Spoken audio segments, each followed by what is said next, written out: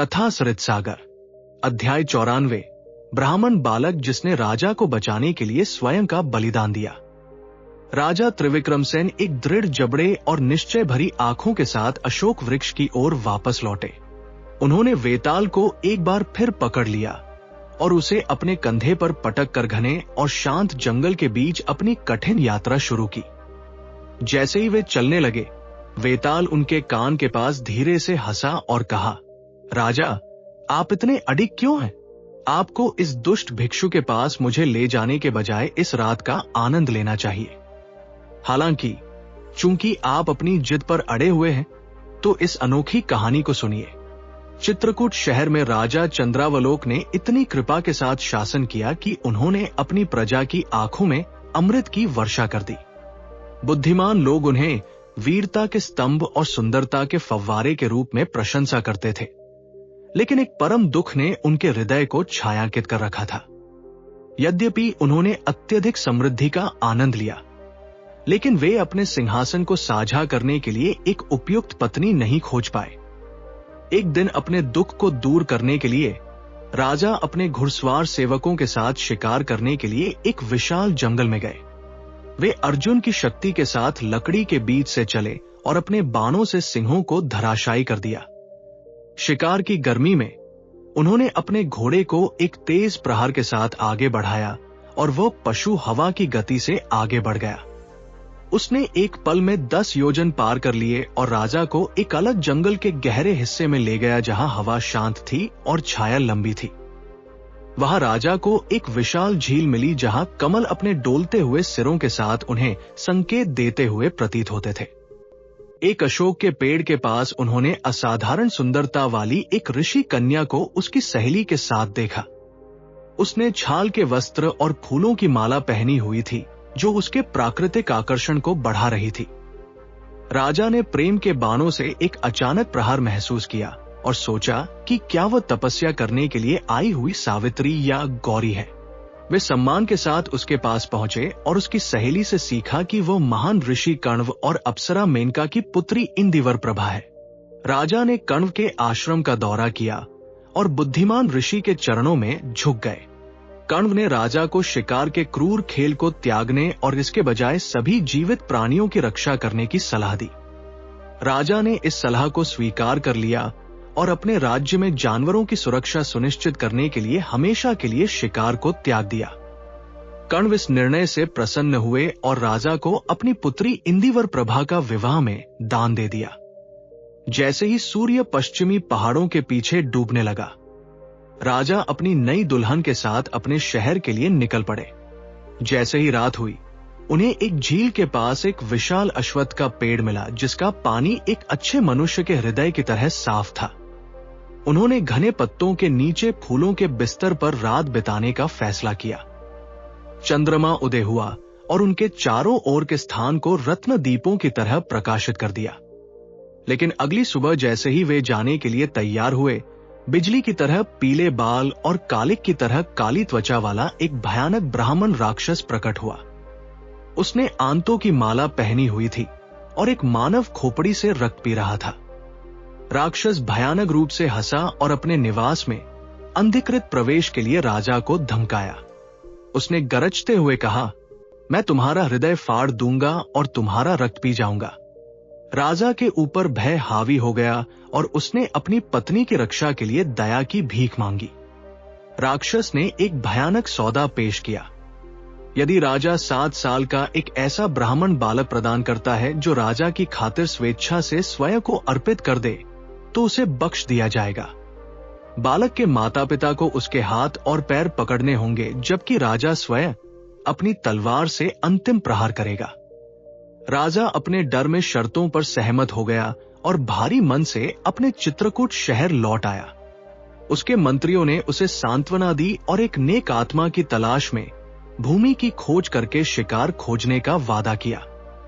उन्होंने 7 साल के बच्चे की एक सोने की मूर्ति बनाई और एक घोषणा के साथ उसे शहरों में ले गए। जो कोई भी राजा की खातिर अपने बेटे की बलि देगा, उसे सोने की मूर्ति और 100 गांव मिलेंगे। एक साहसी ब्राह्मण बालक ने समाचार सुना और अपने साथी मनुष्यों को लाभ पहुंचाने की गहरी इच्छा महसूस की। वो पिछले जीवन के कई पुण्यों का फल था। कथा सरितसागर, अध्याय 94, वीर बालक का बलिदान। नगर की गलियों में राजसी घोषणा गूंज उठी। एक निर्धन ब्राह्मण परिवार के बालक ने एक भयानक राक्षस को शांत करने के लिए मानव बलि की पुकार सुनी। वह सीधे राजा के आदमियों के पास गया और समुदाय की भलाई के लिए स्वयं को अर्पित कर दिया। उसने दृढ़ता से कहा, मेरी प्रतीक्षा करें। मुझे पहले अपने माता पिता को अपने निर्णय की सूचना देनी चाहिए। जब वे अपनी अनुमति दे देंगे तो मैं आपके पास वापस आ जाऊंगा। सैनिक उसके साहस को देखकर चकित रह गए और उन्होंने उसे जाने दिया। बालक घर वापस आया और अपने माता पिता के सामने सम्मानपूर्वक हाथ जोड़कर खड़ा हो गया। उसने कहा, मैं अपने इस नश्वर शरीर को समुदाय की भलाई के लिए अर्पित करना चाहता हूं। कृपया मुझे अपनी अनुमति दे ताकि हम आपकी गरीबी को हमेशा के लिए समाप्त कर सके। राजा ने स्वयं को अर्पित करने वाले के परिवार को एक सोने की मूर्ति और 100 गांव देने का वचन दिया है। मैं एक ही कार्य में आपका ऋण चुका सकता हूं और संपूर्ण मानव जाति को लाभ पहुंचा सकता हूं। उसके माता पिता भयभीत होकर पीछे हट गए। उन्होंने कांपती आवाजों में पूछा, बेटा, तुम ये क्या कह रहे हो? क्या तुम पर किसी बुरी आत्मा का साया है? कोई भी पिता धन के लिए अपने बच्चे के जीवन का सौदा नहीं करेगा और कोई भी बच्चा इस तरह से अपना शरीर नहीं त्यागेगा। बालक शांत रहा और उसने अपनी आयु से कहीं अधिक बुद्धिमत्ता के साथ उनकी ओर देखा। उसने उत्तर दिया, ये शरीर पीड़ा और अशुद्धियों का एक पात्र है। यह अंततः नष्ट हो जाएगा और उसी धूल में मिल जाएगा जिससे यह आया है। विद्वान कहते हैं कि इस क्षण भंगुर ब्रह्मांड में स्थायी मूल्य की एकमात्र चीज वह पुण्य है जिसे हम निस्वार्थ कार्यों के माध्यम से कमाते हैं। अपने राजा के जीवन को बचाने और आपके लिए व्यवस्था करने से बड़ा पुण्य मैं और क्या प्राप्त कर सकता हूं? यदि मैं इस शरीर का उपयोग अपने माता पिता और अपने समुदाय की सेवा करने के लिए नहीं करता हूं, तो मैंने अपने जन्म से क्या फल प्राप्त किया है? उसके शब्दों में एक ऐसा भार था जिसने धीरे धीरे उनके प्रतिरोध को समाप्त कर दिया। उन्होंने अपने छोटे से बेटे को देखा और एक ऐसी आत्मा को पाया जो स्पष्ट रूप से पहले भी कई बार इस धरती पर चल चुकी थी। भारी मन और चेहरों पर बहते आंसुओं के साथ उन्होंने अंततः अपनी सहमति दे दी। वे उसके नेक उद्देश्य के रास्ते में खड़े नहीं हो सके, भले ही इसका अर्थ उनका अपना दिल टूटना था। बालक मंत्रियों के पास लौट आया और उसके बलिदान का समाचार जंगल की आग की तरह फैल गया। मंत्री उसे राजा के पास ले गए, जिसने बालक को विस्मय और अपराध बोध के मिश्रण के साथ देखा। चंद्रालोक ने बालक के माता पिता को उसके पीछे खड़ा देखा और उनकी उपस्थिति ने इस सौदे की गंभीरता को और बढ़ा दिया। राजा ने हाथी की पीठ पर निकलने से पहले बालक को मालाओं से सजाया और सुगंधित उपटन लगाया। 7वें दिन वे सभी विशाल अश्वत्थ वृक्ष के पास गए जहां ब्राह्मण राक्षस ज्वालामुख प्रतीक्षा कर रहा था। राक्षस एक भयानक दहाड़ के साथ प्रकट हुआ और रक्त का प्यासा होने के बावजूद वो वेदों का पाठ कर रहा था। उसकी आंखें अंगारों की तरह जल रही थी और उसका शरीर एक ऐसी छाया डाल रहा था जिसने पूरे क्षितिज को अंधकारमय कर दिया था।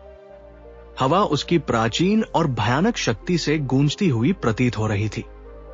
राजा ने उस राक्षस के सामने झुकते हुए कहा, पूजनीय, मैं आपके लिए ये मानव बलि लेकर आया हूं। ज्वालामुख ने अपने होठों को चाटते हुए आदेश दिया, बालक को पृथ्वी पर लेटा दो। माता पिता परछाइयों की तरह आगे बढ़े। कांपते हाथों से मां ने बालक के हाथों को पकड़ा और पिता ने उसके पैरों को थाम लिया। बालक मौन रहा और उसका चेहरा शांत शांति का एक मुखौटा था। वो तब भी नहीं डिगा जब राजा ने अपनी मुड़ी हुई तलवार निकाली और फौलाद ने सुबह की रोशनी को पकड़ लिया। अचानक आकाश से फूलों की वर्षा होने लगी और स्वर्ग की सेना के रथों ने हवा को भर दिया। बालक हंसने लगा और वह ध्वनि इतनी स्पष्ट और शुद्ध थी कि उसने राजा के हाथ को रोक दिया। राक्षस ने पत्थर पीसने जैसी आवाज में पूछा, बालक, तुम क्यों हंस रहे हो? तुम मृत्यु के द्वार पर खड़े हो और तुम्हारे माता पिता तुम्हें वध के लिए थामे हुए हैं। इस क्षण में क्या मजेदार हो सकता है? बालक ने उस दाना और फिर राजा की ओर देखा। उसने उत्तर दिया, मैं इस मोह की अद्भुत विचित्रता के कारण हंस रहा हूं। जब कोई कमजोर प्राणी संकट में होता है तो वह सुरक्षा के लिए अपने माता पिता को पुकारता है। यदि माता पिता चले गए हों तो वह मदद के लिए राजा की ओर देखता है। यदि राजा उसे नहीं बचा सकता तो वह अपने रक्षक देवता को पुकारता है। लेकिन मेरे मामले में हर किसी ने उसके विपरीत कार्य किया है जो उन्हें करना चाहिए था। मेरे माता पिता लोभ के कारण मुझे थामे हुए हैं। राजा अपने प्राण बचाने के लिए मेरा वध करने के लिए तैयार है और राक्षस ज्वालामुख, मेरा रक्षक देवता, मुझे निगलने की प्रतीक्षा कर रहा है, एक ऐसे शरीर के लिए जो अंततः नष्ट हो जाएगा। हर किसी को इस तरह मोहित देखना एक अजीब दृश्य है। बालक के शब्दों ने राक्षस को चुप करा दिया। राजा ने अपनी तलवार गिरा दी और अपने घुटनों के बल बैठ गया। बालक की पवित्रता की शक्ति ने भय के चक्र को तोड़ दिया था। बालक की बुद्धिमत्ता ने राक्षस को बदल दिया और देवताओं ने राजा को उसके अपराध के लिए क्षमा कर दिया। बालक ने न केवल राजा को बल्कि वहां उपस्थित सभी लोगों की आत्माओं को बचा लिया था। वेताल ने बोलना बंद किया और राजा त्रिविक्रमसेन की ओर देखा। अब हे राजा, मुझे बताओ, बालक ऐसे भयानक क्षण में क्यों हंसा? यदि तुम जानते हुए भी नहीं बोलोगे तो तुम्हारा सिर 100 टुकड़ों में फट जाएगा। राजा त्रिविक्रमसेन ने बिना किसी हिचकिचाहट के उत्तर दिया। बालक हर्ष और विस्मय के कारण हंसा। उसे हर्ष हुआ क्योंकि उसने आत्म बलिदान के अपने नेक उद्देश्य को प्राप्त कर लिया था, और उसे दूसरों के अजीब मोह पर विस्मय हुआ।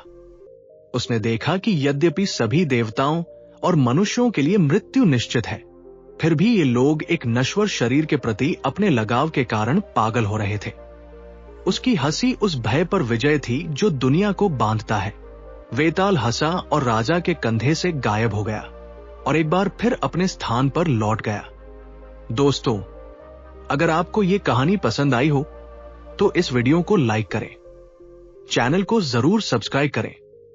धन्यवाद।